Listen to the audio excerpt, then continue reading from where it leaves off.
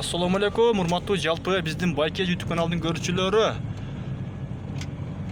Мына буюрса Нукат асфальт башталды, Нукат ош.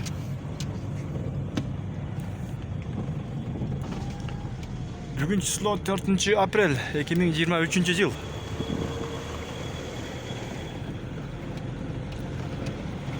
Техникалар иштеп атат. Асфальттын чекесин бузуп баштады уже. Буйруса быйыл бүтүп калса керек.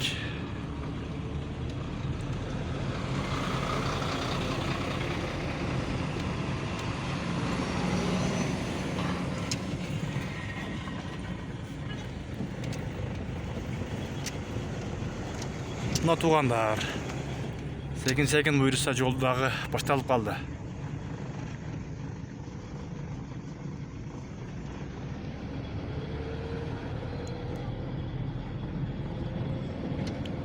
Төрт полоса болот дейби? Төрт полоса болгон болсо вообще өнүгүп өткөн да.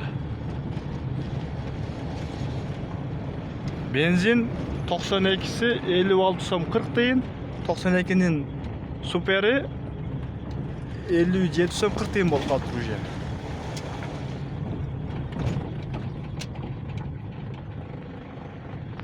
Бирок нелер вообще шипир болуп калган да.